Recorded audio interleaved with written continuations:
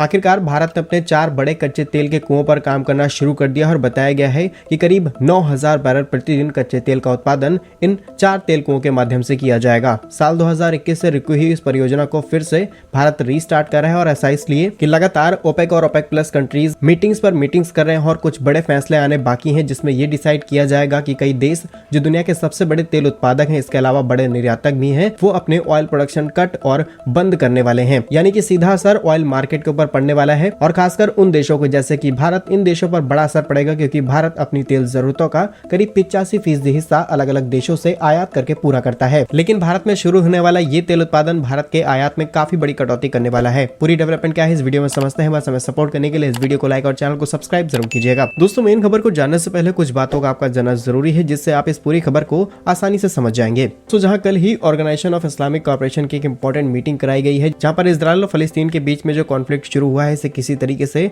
Control करने के लिए अब ओआईसी कई इंपॉर्टेंट डिसीजन ले सकता है जिससे इजराइल के ऊपर प्रेशर क्रिएट किया जा सके और इसमें ऑयल प्रोडक्शन कट करना और ऑयल मार्केट को फ्लक्चुएट कराना सबसे बड़ा फैसला माना जा रहा है। और सही मायने में देखा जाए तो इन देशों के पास और कोई भी रास्ता नहीं है इन चीजों को कंट्रोल करने के लिए। और बात रही भारत के इस समय सबसे बड़े ऑयल पार्टनर यानी कि रशिया की, तो रशिया का झुकाव भी काफी हद तक फलस्तीन की तरफ था क्योंकि इजराइल का सपोर्ट यूनाइटेड स्टेट कर रहा था और यूनाइटेड स्टेट और रशिया के बीच में किस तरीके का कॉन्फ्लिक्ट है ये आप सभी जानते हैं। लेकिन कॉन्फ्लिक्ट किसी भी देश के बीच हो, इसका नुकसान भारत को हो सकता है क्योंकि हमारी इकोनॉमी का काफी बड़ा हिस्सा ऑयल पर ही डिपेंडेंट है। दोस्तों, जहाज की मेन खबर यह है कि भारत की दिग्गज कंपनी ओएनजीसी अपने प्रोजेक्ट को रीस्टार्ट करी है जो करीब $5 बिलियन का है और ये एक डीप वाटर प्रोजेक्ट है जहां पर ओएनजीसी कृष्णा गोदावरी बेसिन यानी कि बे ऑफ बंगाल के अंदर अपने इस ऑयल प्रोजेक्ट को शुरू करे जा रही है। जहां पर ओएनजीसी की रिपोर्ट के मुताबिक इस एरिया के अंदर 3 से 4 तेल कुएं हैं जहां पर ओएनजीसी अपने इस प्रोजेक्ट को रीस्टार्ट कर रही है और यहाँ से करीब 8000 से 9000 बैरल प्रतिदिन कच्चे तेल का प्रोडक्शन किया जाएगा। देखिए, जिस एरिया में ओएनजीसी अपने काम को शुरू कर रही है इससे पहले रिलायंस ने भी यहाँ पर काम शुरू किया था, लेकिन ये एक बहुत ही डीप वाटर एरिया है जहाँ पर बहुत ज्यादा रिस्क लेकर के कंपनीज काम करती हैं और इसीलिए ओएनजीसी का कहना है कि हम वो गलतियां नहीं दोहराने वाले हैं जो कि रिलायंस ने की थी। वहीं इस ऑयल फील्ड पर काम करने के लिए ओएनजीसी ने अमाडा स्टाइलिंग के साथ में पार्टनरशिप कर रखी है जिनके पास काफी अच्छा एक्सपीरियंस है ऑयल को प्रोड्यूस करने का। वहीं ओएनजीसी ने एक और कंपनी के साथ में पार्टनरशिप कर ली है जो कि बड़े लेवल पर फ्लोटिंग प्रोडक्शन टेक्नोलॉजी का इस्तेमाल करते हुए ऑयल का प्रोडक्शन करती है क्योंकि ये काफी ज्यादा डीप वाटर में ऑयल पर काम करना होगा और ये company storage and offloading इन सभी चीजों को मैनेज करने का काम करती है। और तीसरी इंपॉर्टेंट चीज कि यहाँ से जो भी निकलने वाला कच्चा तेल होगा उसे सबसे पहले मैंगलोर रिफाइनरी पेट्रोकेमिकल्स लिमिटेड को भेजा जाएगा। वहां पर इस कच्चे तेल का परीक्षण किया जाएगा, इसकी क्वालिटी क्या है, ग्रेड क्या है और इसको किस कीमत पर मार्केट के अंदर लाया जाए, ये सारी चीजें वहीं से डिसाइड की जाएंगी। और बताया जा रहा है कि इस क्लस्टर के ऊपर साल 2021 में ही काम शुरू होना था लेकिन कुछ रीजंस की वजह से काम नहीं हो पाया और फाइनली जिस तरीके से ऑयल मार्केट फ्लक्चुएट कर रहा है जल्द से जल्द भारत को अपने सभी काम